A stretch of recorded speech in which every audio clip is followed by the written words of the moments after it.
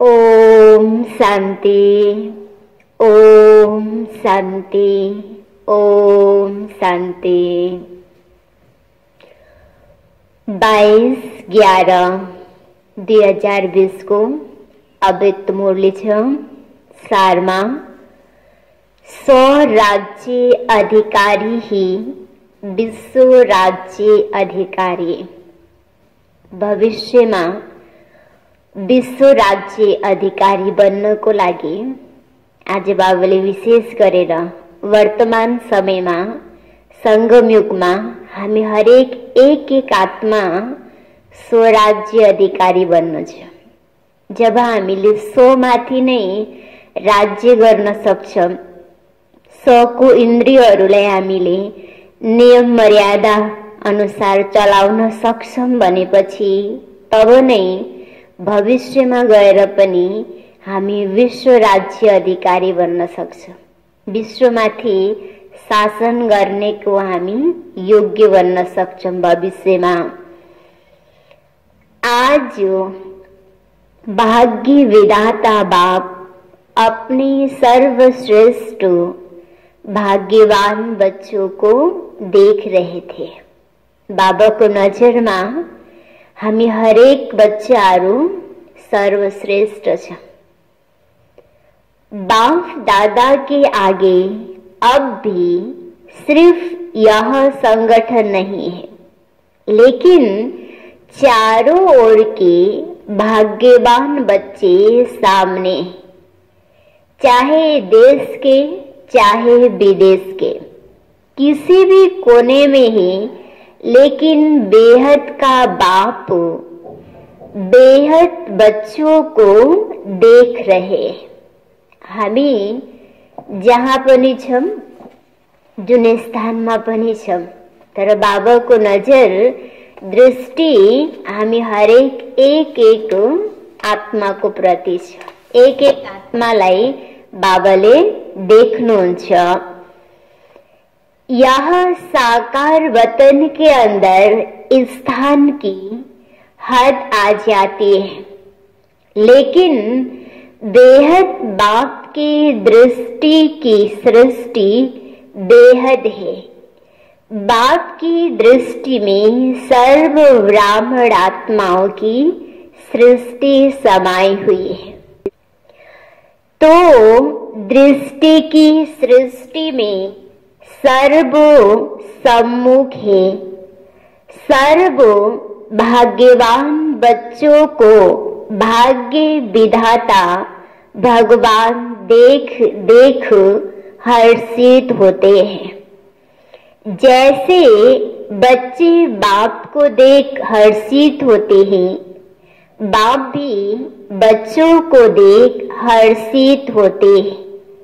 बेहद के बाप को बेहद बच्चों को देख रूहानी नशा व फखुर है कि एक एक बच्चा इस विश्व के आगे विशेष आत्माओं की लिस्ट में है। चाहे 16,000 का लास्ट मड़का भी, फिर भी बाप के आगे आने से, बाप का बनने से विश्व के आगे विशेष आत्मा है। इसलिए चाहे और कुछ भी ज्ञान के विस्तार को जान नहीं सकते, लेकिन एक शब्द बाबा दिल से माना और दिल से औरों को सुनाया तो विशेष बन गए। दुनिया के आगे महान आत्मा बन गए। दुनिया के आगे महान आत्मा के स्वरूप में गायन योग्य बन गए।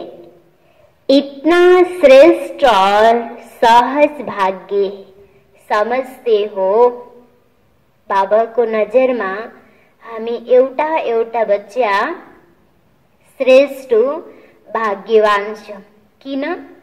त बाबा भन्नुहुन्छ भले दुनियाँको हिसाबले तिमी साधारण पनि छौ, तर पनि भाग्य विधाता भगवानको नजर तिमी बच्चाहरूमा पर्यो र तिमी बच्चाहरूले भाग्य विधाता भगवानलाई चिनेर दिलले भाग्य विधाताको स्मरणमा रहन्छौ र अरूलाई पनि तिमीले स्मरण गराउँछौ। जब हामी खुद पनि स्मरणमा रहन्छौं, अरूलाई पनि स्मृति दिलाउँछौं भनेपछि बाबाले भन्नुहुन्छ तिमी गायन योग्य सोत बन्छौ। तो क्योंकि बाबा शब्द है चाबी, किसकी? सर्व खजानों की, श्रेष्ठ भाग्य की। चाबी मिल गई तो भाग्य व खजाना अवश्य प्राप्त होगा। सर्वश्रेष्ठ भाग्य बनाउनको चाबी भनेको बाबा।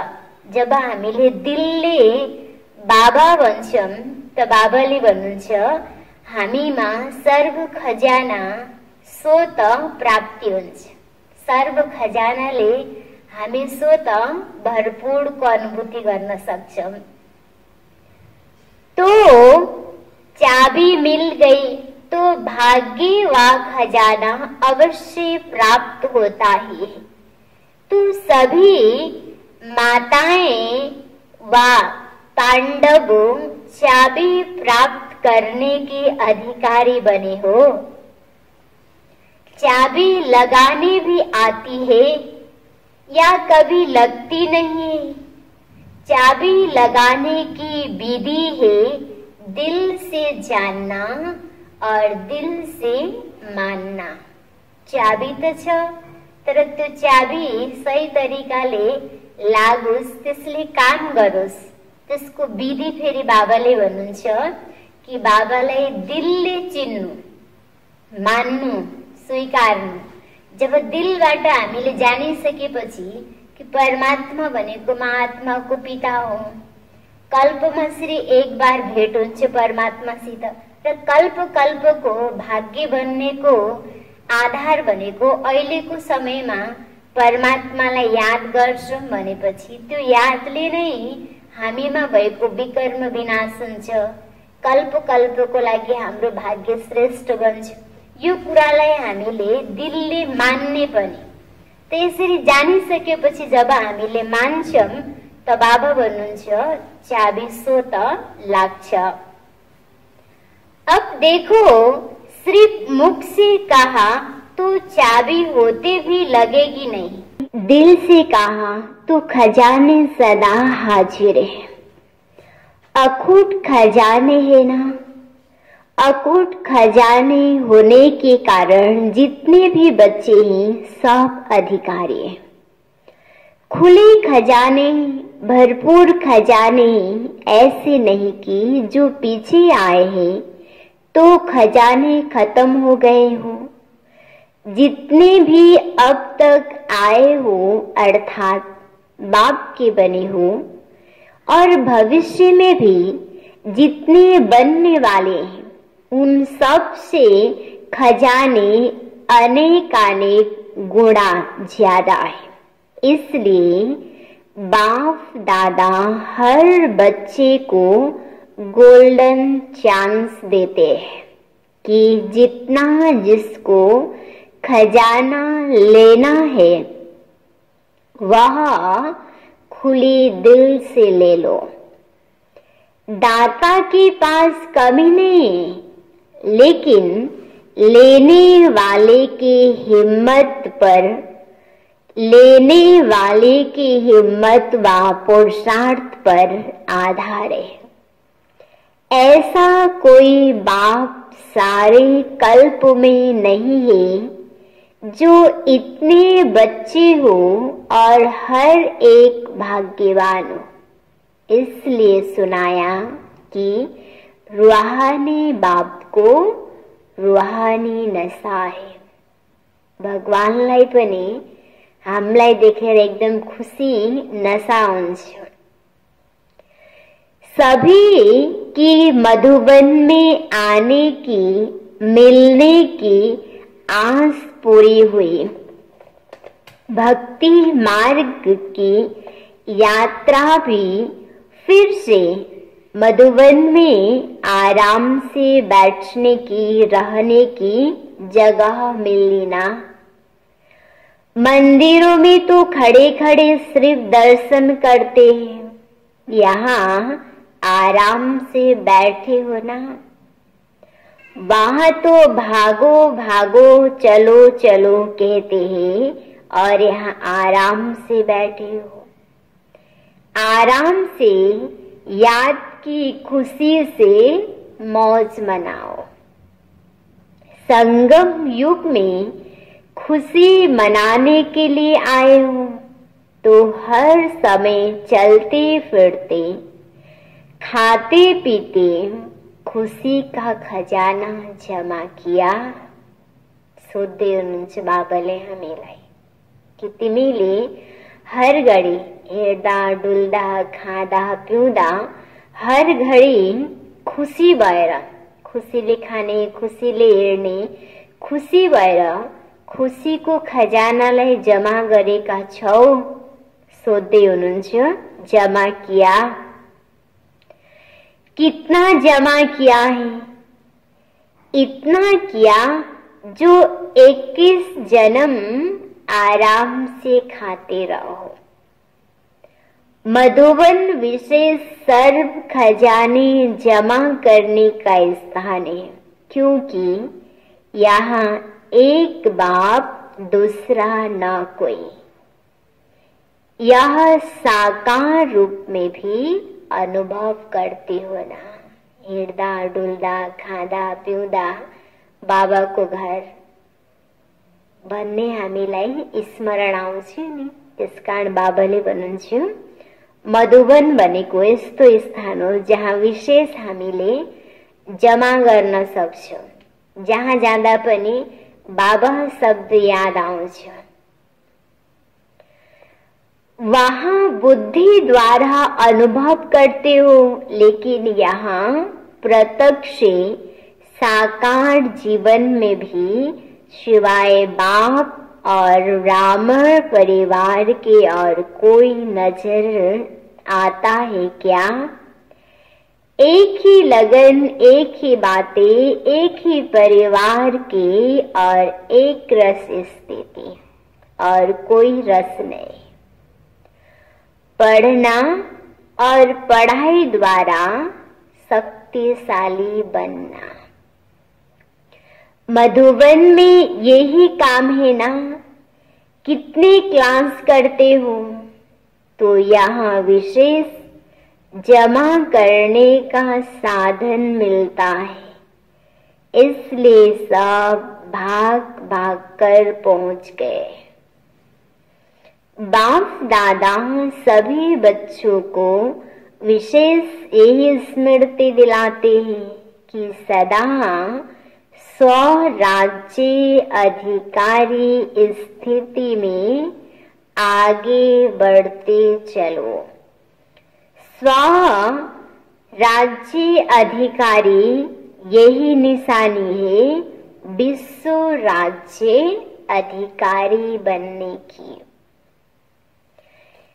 कई बच्चे रुहरियान करते हुए बाप से पूछते हैं कि हम भविष्य में क्या बनेंगे, राजा बनेंगे या प्रजा बनेंगे।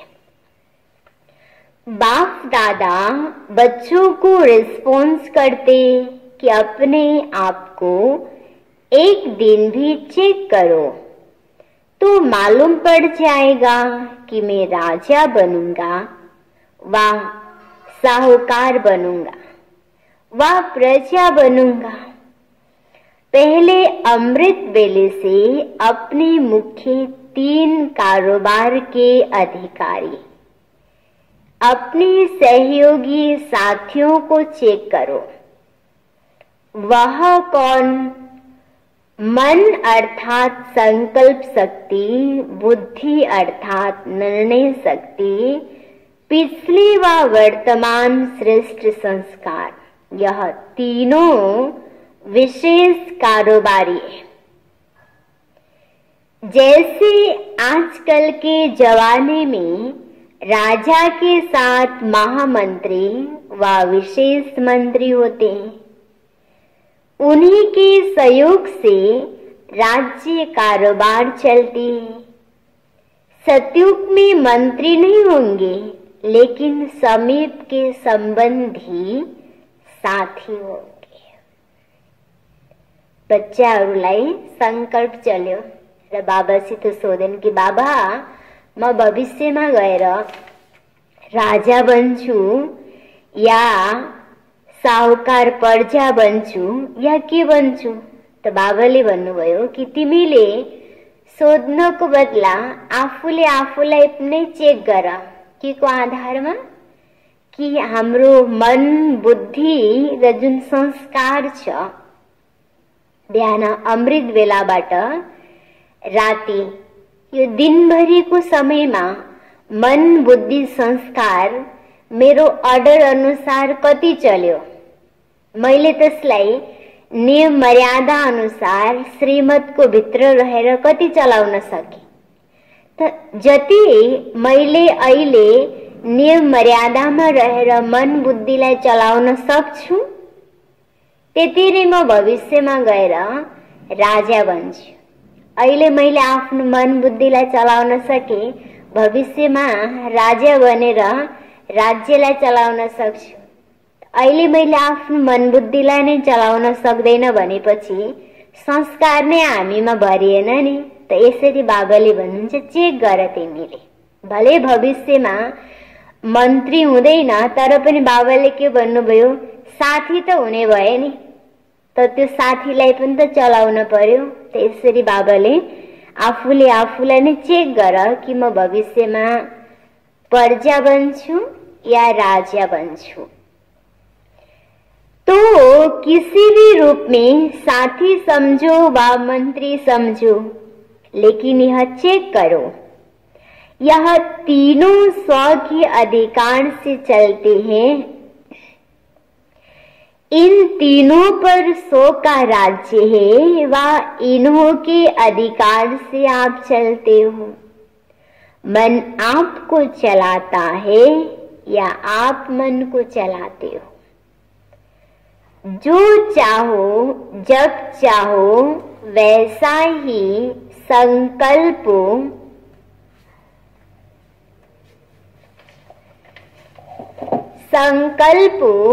कर सकते हो। जहां बुद्धि लगाने चाहो वहां बुद्धि आप राजा को भटकाती है। संस्कार आपके वश है या आप संस्कारों के वश हो। राज्य अर्थात अधिकारी, राज्य अधिकारी जिस शक्ति को जिस समय जो ऑर्डर करे वह उसी विधि पूर्वक कार्य करते। वाह, आप कहो एक बात वह करे दूसरी बात, क्योंकि निरंतर योगी अर्थात सो राज्य अधिकारी बनने का विशेष साधन ही मन और बुद्धि है। मंत्र ही मन मना भव का है। योग को बुद्धि योग कहा जाता है। तो अगर यह विशेष आधार स्तंभ अपने अधिकार में नहीं है, वह कभी है कभी नहीं है, अभी है अभी है, अभी अभी नहीं है, तीनों में से एक भी कम अधिकारी में है, तो इससे ही चेक करो हम राजा बनेंगे या प्रजा बनेंगे। बहुत काल के राज्य अधिकारी बनने के संस्कार बहुत काल के भविष्य से राज्य अधिकारी बनाएगा। अगर कभी अधिकारी कभी बसीभूत हो जाते हो तो आधा कल्प अर्थात पूरा राज्य भाग्य का अधिकार प्राप्त नहीं कर सकते। खंडित भयो त्यो हुनाले अखण्ड पूरा प्राप्ति गर्नको लागि बाबाले के भन्नुहुन्छ, निरन्तर हामी के हुन पर्यो, निरन्तर इन्द्रियमाथि अधिकारी हुन पर्यो। जब हामी लामो समयसम्म अधिकारी हुन्छौं, हामी बसीभूत हुँदैनौं भनेपछि अधिकारी बन्छौं संस्कारमाथि भनेपछि त बाबाले भन्नुहुन्छ भविष्यमा गएर हामी तब नै अधिकारी या राजा बन्न सक्छौं। त्यसको लागि बहुत कालको मेहनत पुरुषार्थको आवश्यकता पर्छ। जति हामीले बहुत कालको संस्कार बनाउँछौं, बहुत कालको पुरुषार्थ गर्छौं, अधिकारी बन्छौं, त्यति नै भविष्यमा गएर पनि हामी बहुत कालसम्म राज्य अधिकारी बन्न सक्छौं।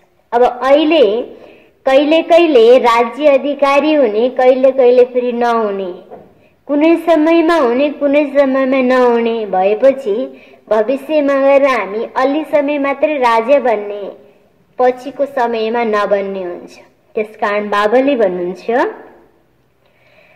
आधा कल्प अर्थात पूरा राज्य भाग्य का अधिकार प्राप्त नहीं कर सकेंगे। आधा समय के बाद त्रेतायुगी राजा बन सकते हो।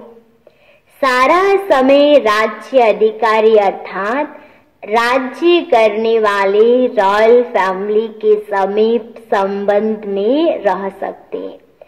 अगर बसीभूत बार बार होते हो तो संस्कार अधिकारी बनने के नहीं, लेकिन राज्य अधिकारी के राज्य में रहने वाले, वह कौन हो गए, वह हुई प्रजा। तो समझा राजा कौन बनेगा, प्रजा कौन बनेगा। बार बार बसीभूत होने वाला बाबाले भन्नुहुन्छ राज्य गर्ने वाला हुँदैन। राज्य गर्ने वाला बन्नुको बदला राज्य अधिकारी को स्थानमा बाबाले भन्छ बस्ने वाला बन्छ। त बाबाले यसरी सो त ऊ प्रजा हुने भयो, राजा त अर्कै हुने भयो, अधिकारी अर्कै हुने भयो। राज्य अधिकारी, राज्य अधिकारीको स्थानमा अन्डरमा बस्ने वाला बन्ने भयो, त्यो बाबाले भन्नुहुन्छ प्रजा भयो। तो समझा, तो राजा कौन बनेगा। अपने ही दर्पण में अपने तकदीर की सूरत में देखो, यह ज्ञान अर्थात नॉलेज के दर्पण है। तो सबके पास दर्पण है ना, तो अपनी सूरत दे सकते हो ना। अभी बहुत समय के अधिकारी बनने का अभ्यास करो, ऐसे नहीं कि अंत में तो बन ही जाएंगे।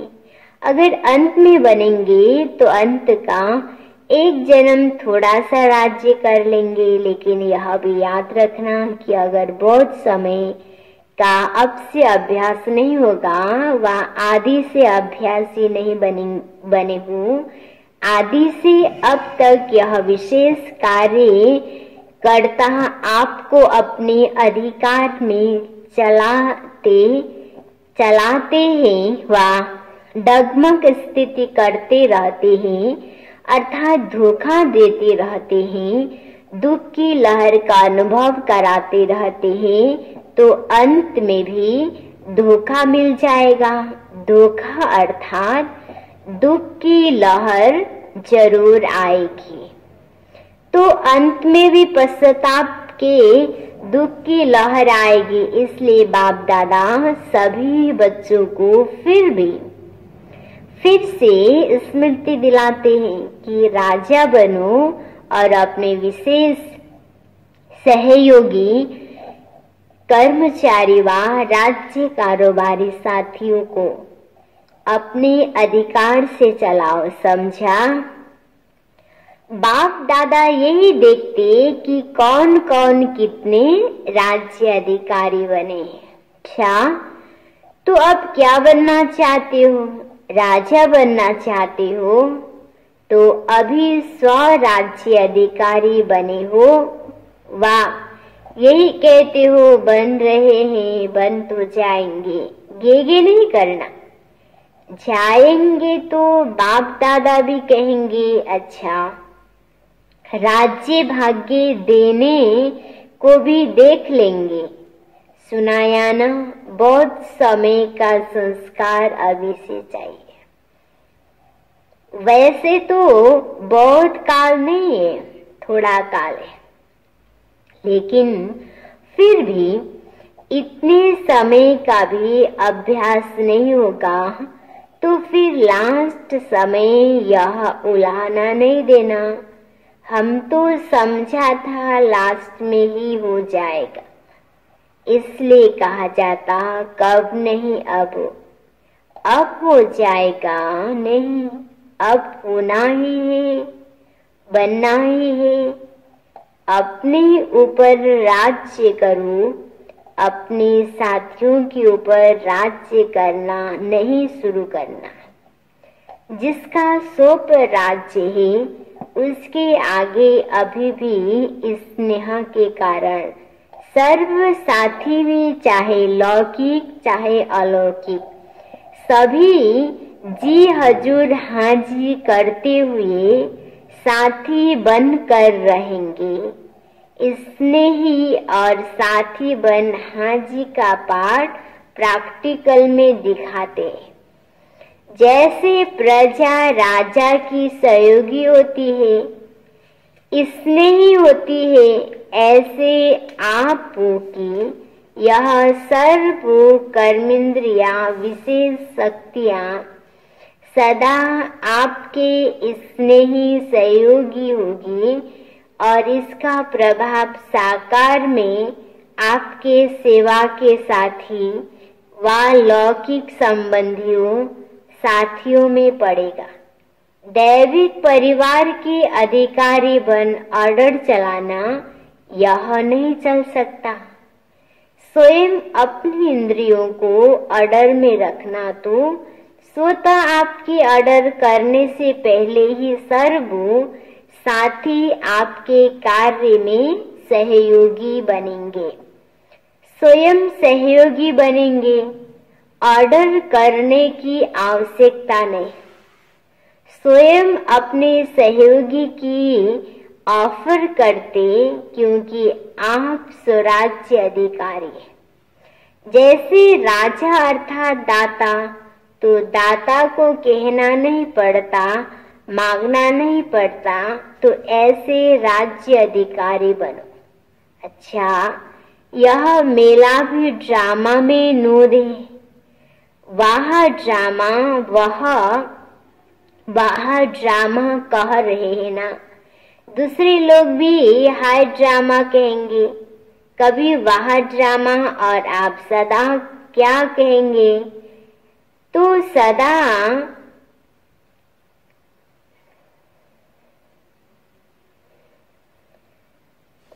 वह ड्रामा और आप सदा क्या कहते हो? वह ड्रामा वाह।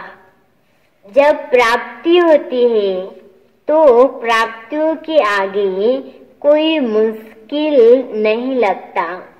तो ऐसे ही जब इतनी श्रेष्ठ से मिलने की प्राप्ति होती है तो कोई मुश्किल नहीं लगेगा। मुश्किल लगता है, खाने पर ठहरना पड़ता है। खाओ तो भी प्रभु के गुण गाओ, और क्यों में ठहरो तो भी प्रभु के गुण गाओ। यही काम करना है ना, यह भी रेसल हो रही है।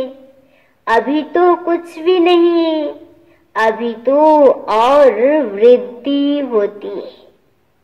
ऐसे अपने को गोल्डन, ऐसे अपने को मोल्ड करने की आदत डालो। जैसा समय वैसा अपने आप को चला सकेंगे। तो पट में सोने की भी आदत पड़ गई ना। ऐसे तो नहीं, खटिया नहीं मिली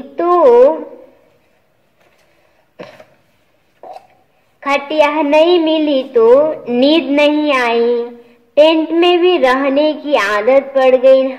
अच्छा लगा, ठंडी तो नहीं लगती। अभी बाहर, अभी सारे आबू में टेंट लगाएंगे। टेंट में सोना अच्छा लगा या कमरा चाहिए? याद है पहले जब पाकिस्तान में थे तो महारथियों को ही पट में सुलाते थे। तो जो नामी ग्रामी महारथी होते हैं उन्हों को हॉल में पट में 3 फुट देकर सुलाते थे। और जब ब्राह्मण परिवार की वृद्धि हुई तो भी वहां से शुरू आता कि टेंट से ही शुरू की ना। पहले तो निकले, वह भी टेंट में ही रहे। टेंट में रहने वाले महात्मा हो गए। साकार पाठ होते भी टेंट में ही रहे तो आप लोग भी अनुभव करते हो ना। तो सभी हर रीति खुश हैं। अच्छा, फिर और 10,000 मंगा के टेंट देंगे, प्रबंध करेंगे। सब नहाने के प्रबंध का सोचते हो, वह भी हो जाएगा। याद है जब यह हल बना था तो सबने क्या कहा था? इतने नहाने के स्थान क्या करेंगे? इसी लक्ष्य से यह बनाया गया। अभी कम हो गया ना, जितना बनाएंगे उतना कम होना ही है, क्योंकि आखिर तो बेहद में ही जाना है ना। सब तरफ से बच्चे पहुंच गए तो यह भी बेहद का हल्का श्रृंगार हो गया ना। खाली राम्रो देखिँदैन। जति भरी भराउ भयो त्यति हलको सुन्दरता पनि बढ्छ। त्यसकारण बाबाले भन्नुहुन्छ चारै ठाउँबाट जब बाबाको बच्चा मधुबनमा पुग्छन् त बाबाले के भन्नुभयो? एउटा आत्माको द्वारा, फूलको द्वारा हलको श्रृंगार भइरहेको छ। हल पनि सुन्दर बनिरहेको छ, सुन्दर देखिरहेको छ। बाबाको एउटा बच्चाले भन्नुहुन्छ, बाबाले निजे भी बैठे हो, भिन्न भिन्न स्थानों पर मुरली सुन रहे हो, यह वृद्धि होना भी तो खुश नसीब की निशानी है। वृद्धि तो हुई लेकिन विधि पूर्वक चलना। ऐसे नहीं यहाँ मधुबन में तो आ गए, बाबा को भी देखा, मधुबन भी देखा, अभी जैसे चाहो वैसे चलो। सिर्फ बाबाले के भन्नुभयो मधुबन आयो गयो होइन। हामी जहाँ जहाँ पनि छौं, चाहे घरमा चाहे सेन्टरमा जहाँ पनि छौं, बाबाले के भन्नुभयो एक एक बाबाको बच्चा विधि पूर्वक नियम मर्यादा पूर्वक चलेर नियम मर्यादामा आफूलाई एकदम पक्का बनाउनु छ। जति हामी नियम मर्यादामा पक्का बन्छौं, नियम पूर्वक हामी चल्छौं, त्यति नै बाबाले भन्नुहुन्छ भक्तिमा एक एक मूर्तिको पूजा पनि भक्त आत्माले विधि पूर्वक गर्छन्। जब हामी नै विधि पूर्वक चल्दैनौं, नियम पूर्वक चल्दैनौं, नियमलाई जीवनमा धारणा नै गर्दैनौं, लापरवाही गर्छौं, अलबेलापनमा आउँछौं, त बाबाले भन्नुहुन्छ भविष्यमा हाम्रो पूजन पनि त्यही प्रकारले हुन्छ। त्यसकारण बाबाले हामीलाई विशेष आज अटेन्सन दिलाउनु भयो कि हामी मधुबनबाट फर्केर आफ्नो आफ्नो सेवा स्थान चाहे आफ्नो गृहस्थमा जान्छौं त नियम मर्यादालाई हामीले बिर्सिनु छैन। नियम मर्यादामा हामी एकदम पक्का रहनु छ। विधि पूर्वक चलना, ऐसे नहीं यहाँ मधुबन में तो आ गए, बाबा को भी देखा, मधुबन भी देखा, अभी जैसे चाहे वैसे चले, ऐसे नहीं करना। क्योंकि कई बच्चे ऐसे करते हैं, जब तक मधुबन में आने को नहीं मिलता है तब तक पक्के रहते, फिर जब मधुबन देख लिया तो थोड़े अलबेले हो जाते हैं। तो अलबेले नहीं बनना। ब्राह्मण जीवन, ब्राह्मण अर्थात ब्राह्मण जीवन है। जो जीवन तो सदा जब तक है तब तक है। जीवन बनाई है ना, जीवन बनाई है या थोड़े समय के लिए ब्राह्मण बने।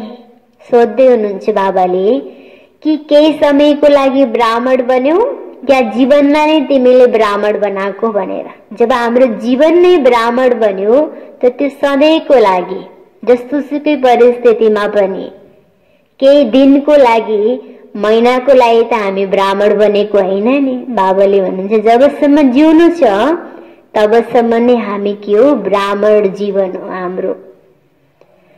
तो सदा अपने ब्राह्मण जीवन की विशेषताएं साथ रखना, क्योंकि इसी विशेषताओं से वर्तमान भी श्रेष्ठ है और भविष्य भी श्रेष्ठ है।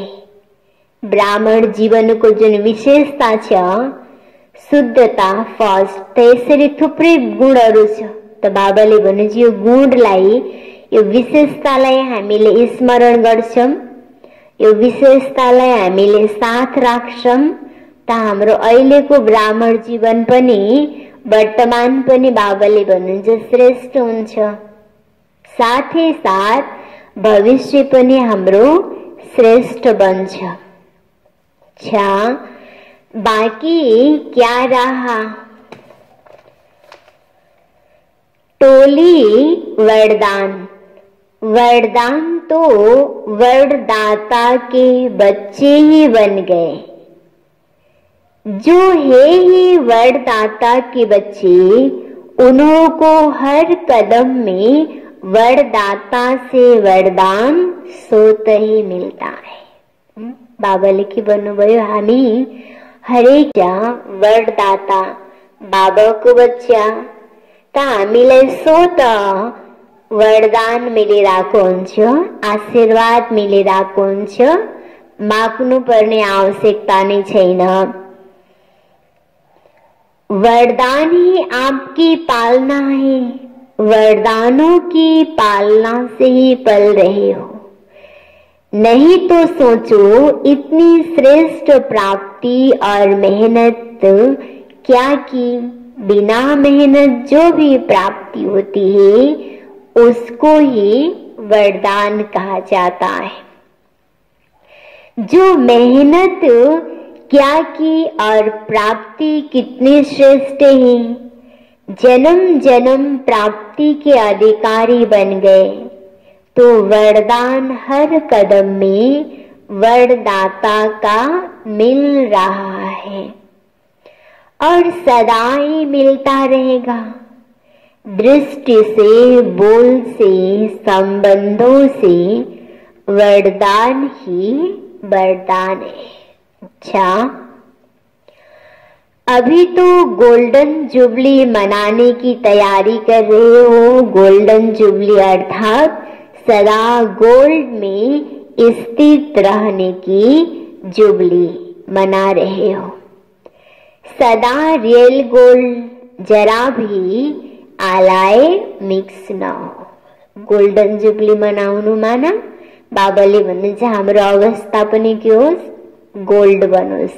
हामीमा कुनै पनि प्रकारको विकार रूपी आलय नहोस्।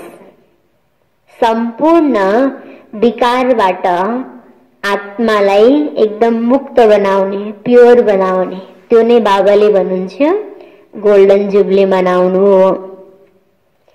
इसको कहते हैं गोल्डन जुबली।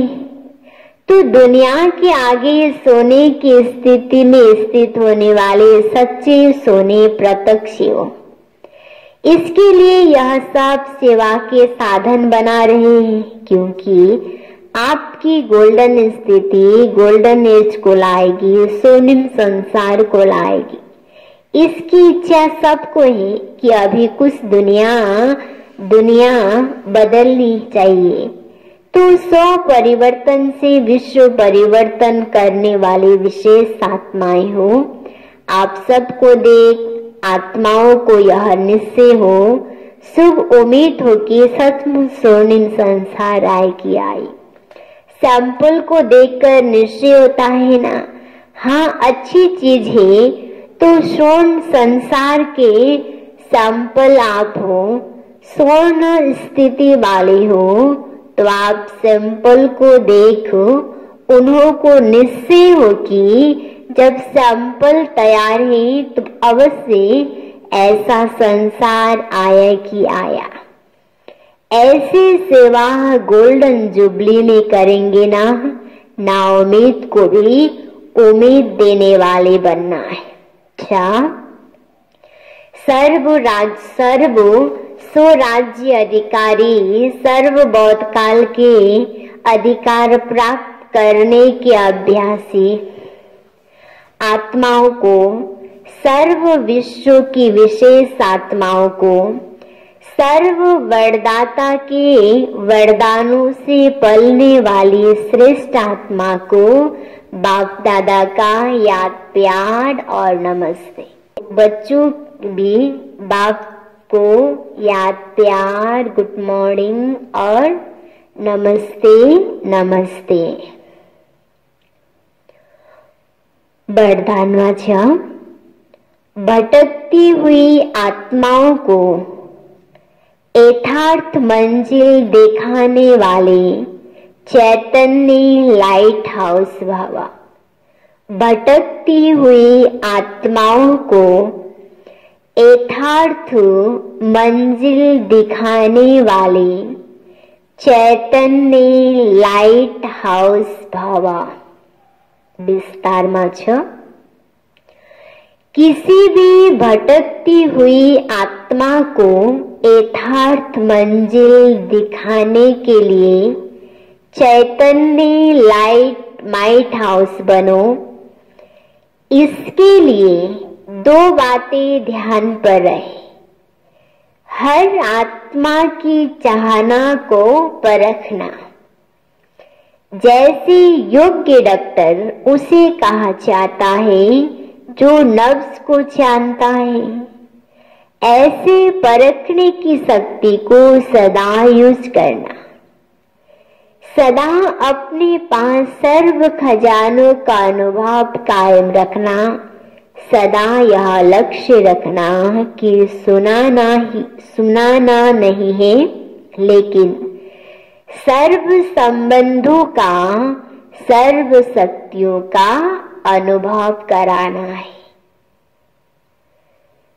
स्लोगन में दूसरों की करेक्शन करने के बजाय, दूसरों की करेक्शन करने के बजाय एक बाप से ठीक कनेक्शन रखो।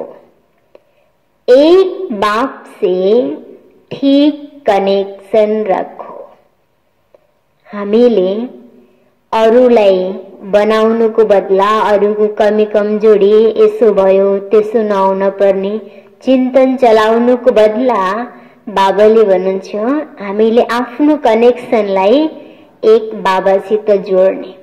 जब हामीले आफ्नो कनेक्सन बाबासित जोड्छौं भनेपछि त्यसले हाम्रो मनको अवस्थालाई पनि ठीक गराउँछ र हाम्रो अवस्था देखेर हाम्रो अगाडिको व्यक्ति, हाम्रो वरपरको व्यक्ति पनि सो त ठीक हुन सक्छ, बाँकी हामीले अरूलाई नै बनाउन थाल्छौं भनेपछि झन् बाबाले के भन्नुहुन्छ, त्यो झन् बन्नुको बदला झन् उल्झन पनि बढ्न सक्छ। त्यसकारण बाबाले भन्नुहुन्छ करेक्सन गर्नको बजाय आफ्नो मनको कनेक्सन नै हामीले बाबासित जोड्नुमा ध्यान दिने र जोड्ने काम गर्नु छ। ओम शान्ति।